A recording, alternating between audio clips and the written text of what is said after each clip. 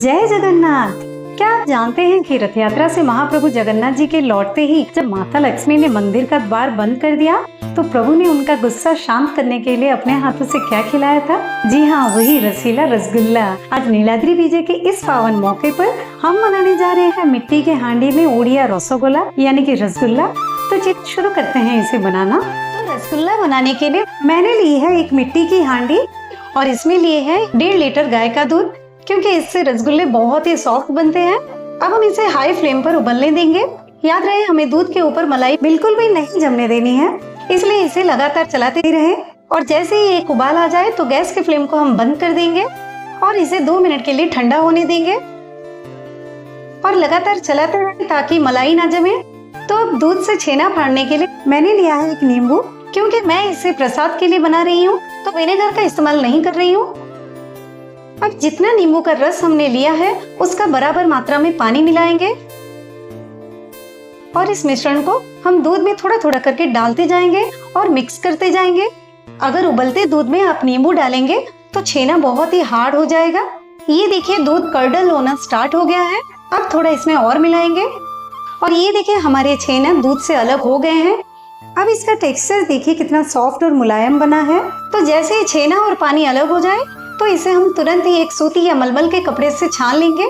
अगर गर्म दूध में छेना इसी तरह पड़ा रहा तो आपके छेना सख्त हो जाएंगे। आप इस पर तुरंत सादा या ठंडा पानी डालेंगे ताकि इसके कुकिंग प्रोसेस रुक जाए और नींबू का खट्टापन निकल जाए।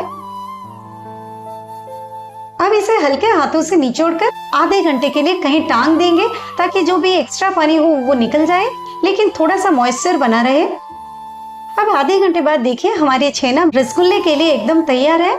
इसमें से सारा एक्स्ट्रा पानी निकल चुका है और बस हल्का सा मॉइस्चर बाकी है। अब इसकी आवाज सुन सकते हैं। अब इससे पहले कि हम छेने को मसल कर इसकी लोइयां बनाएंगे तो हम पहले रसगुल्ले के लिए चाशनी बना लेते हैं।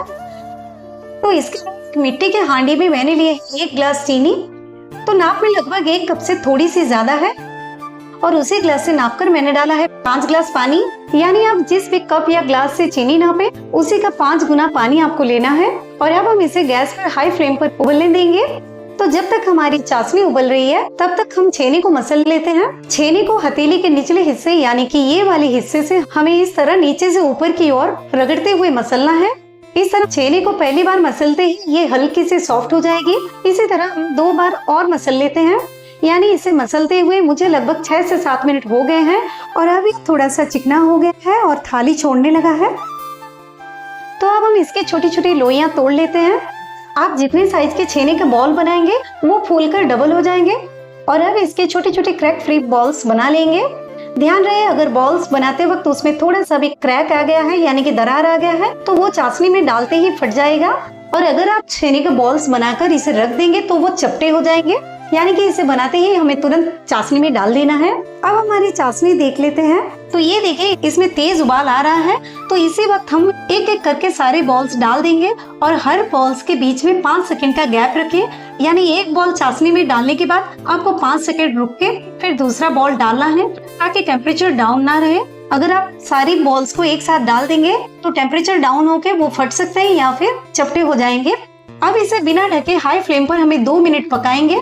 तो जब तक हमारे रसगुल्ले पक रहे हैं चलिए इसके पीछे की खूबसूरत कहानी जान लेते हैं।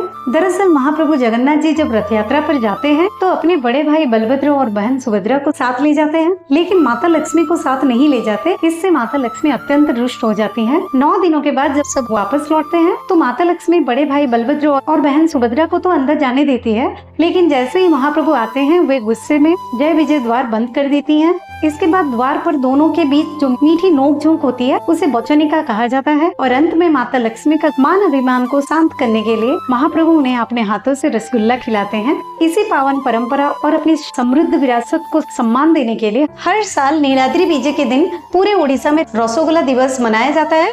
अब 2 मिनट के बाद इसे हम ढककर हाई फ्लेम पर 10 मिनट तेज आंच पर पकाएंगे। ढक्कन लगाने से भाप अंदर कैद हो जाती है, जिससे चाशनी में बहुत ही बढ़िया झाग बनती है और रसगुल्ले चारों तरफ समान रूप से फूलते हैं और अच्छी तरह से पकते हैं।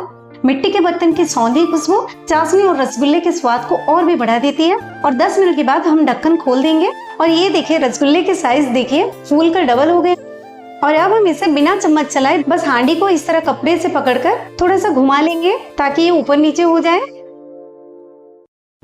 अब इसे हाई फ्लेम पर 3 मिनट और पकाएंगे और इसके बाद हम गैस के फ्लेम को बंद कर देंगे। अब इन रसगुल्लों को हम तुरंत दूसरी मटकी या बर्तन में निकाल लेंगे, क्योंकि गैस बंद करने के बाद भी मिट्टी के बर्तन में कुकिंग प्रोसेस चालू रहता है। एक तो रसगुल्ले ओवर कुक हो जाएंगे और दूसरा गर्म चाशनी में पड़े पड़े रहने से रसगुल्ले चपटे हो जाएंगे। अब इसके ऊपर एक तुलसी का पत्ता रख के हम भगवान जी को भोग लगाएंगे। तो लीजिए, तैयार है हमारा सुपर सॉफ्ट और रसीला रसगुल्ला। आप चाहें तो इसे गर्मा गर्म परोस सकते हैं या फिर इसे 5 से 6 घंटे ठंडा होने के बाद इसे भी खा सकते हैं। तो अगर आपको ये मिट्टी की हांडी में बने रसगुल्ले की रेसिपी पसंद आई हो तो वीडियो को लाइक और शेयर करें और कमेंट में जय जगन्नाथ लिखना बिल्कुल ना भूलें। तो फिर मिलते हैं आपसे अगले वीडियो में, तब तक के लिए जय जगन्नाथ।